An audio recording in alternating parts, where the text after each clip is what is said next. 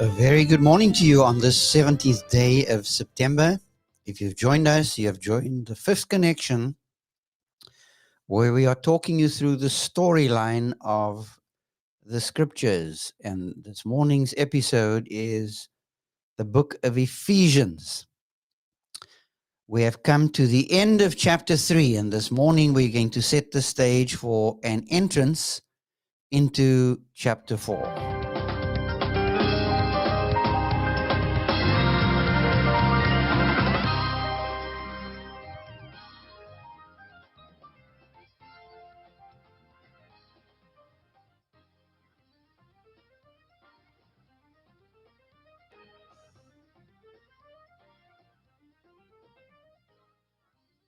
There are quite a few issues I'd like to touch on this morning, and it has to do with this whole issue of story.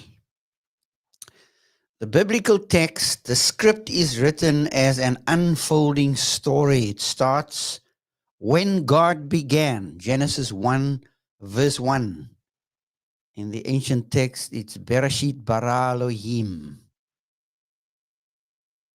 God created. When God began creating, He did this and this and this and this. And the story ends in the garden of God, the new Eden, the heavenly city which descends to the earth.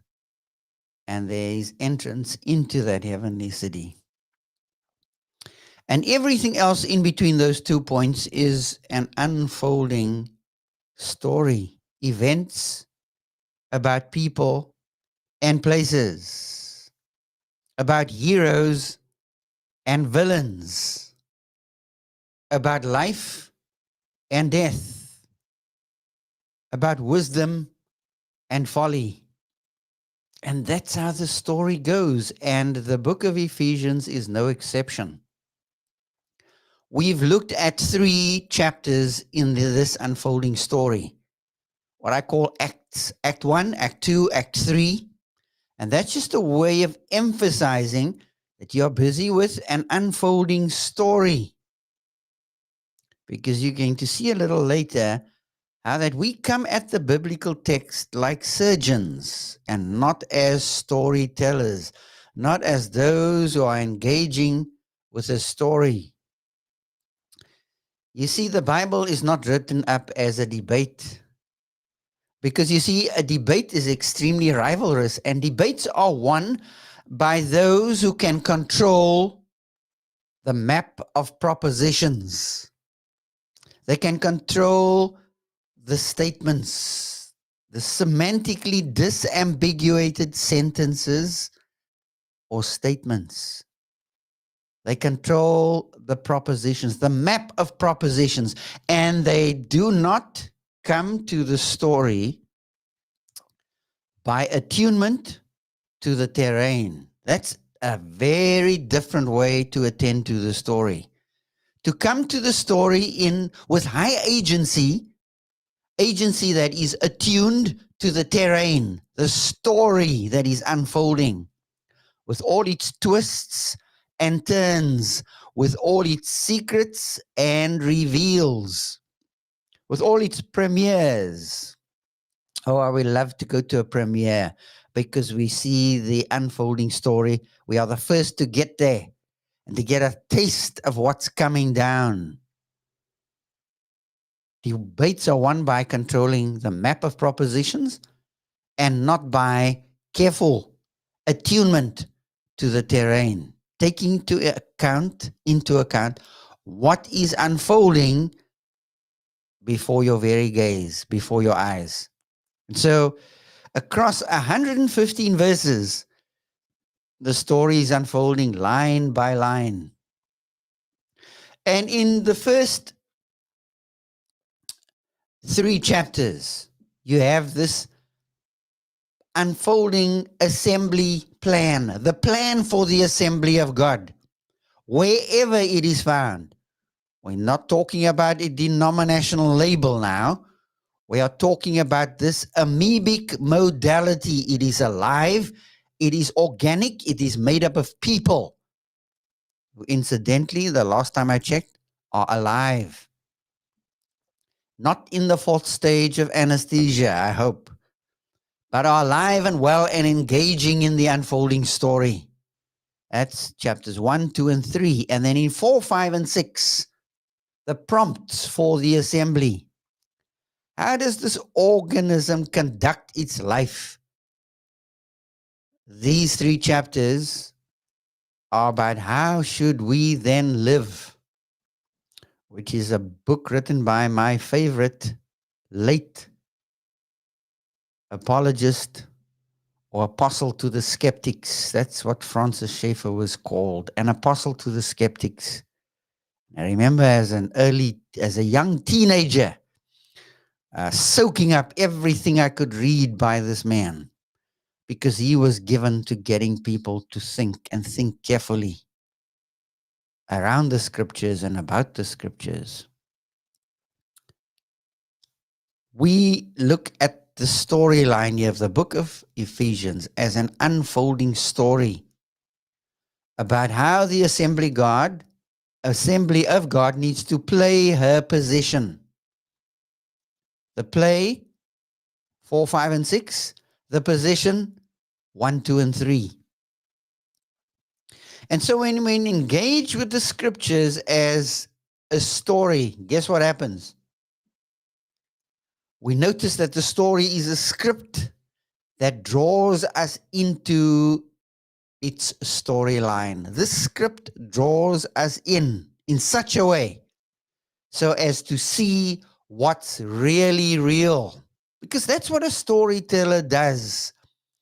He or she understands how stories work, and they draw you in to what's really real.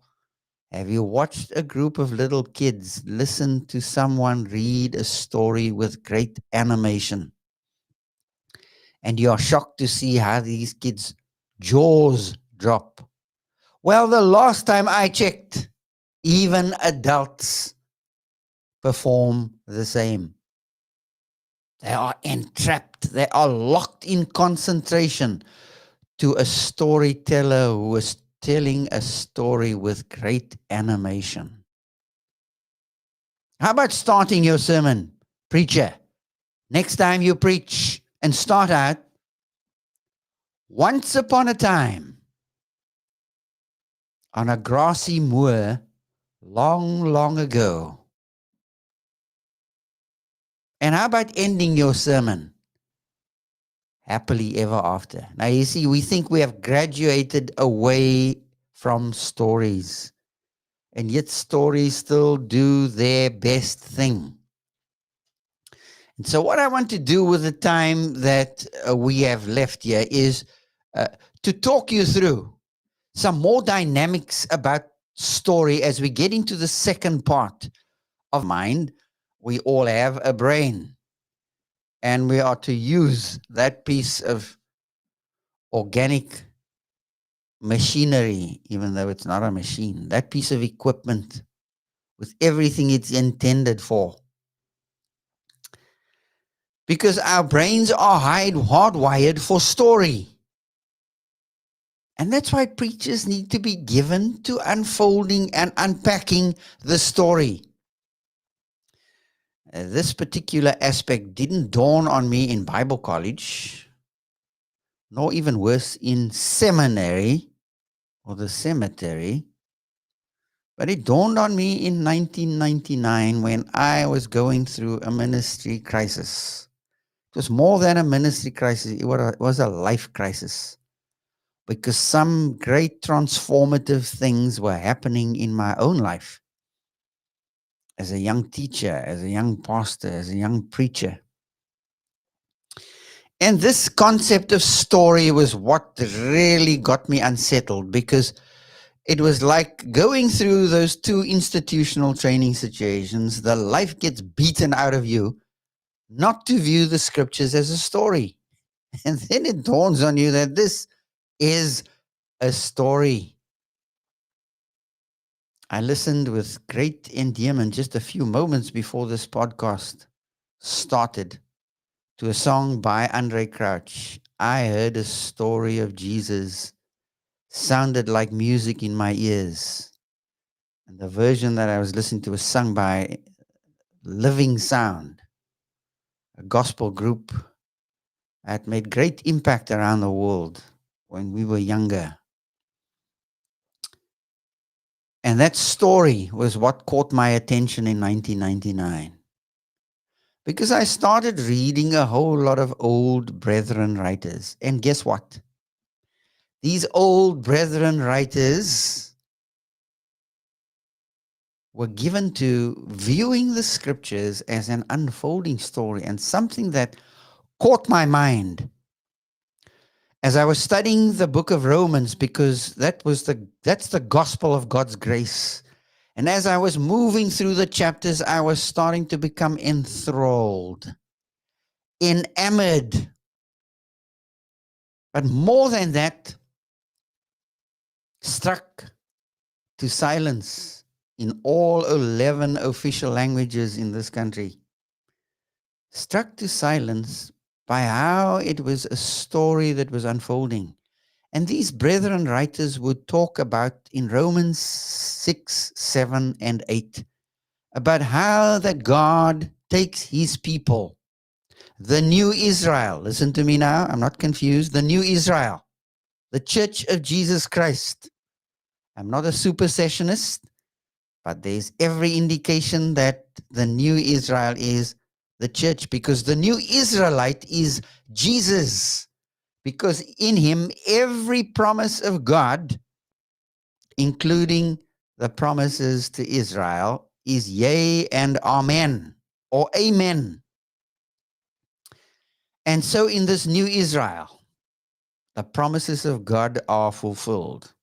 You may really get your knickers into a knot, because incidentally, the church is point blank called a royal priesthood, which was how Israel was described. Now, I'm not arguing for Israel replacing the church, because I think there's still every indication in Romans 11, the latter part of Romans 11, that teaches a future for this ethnic people of God.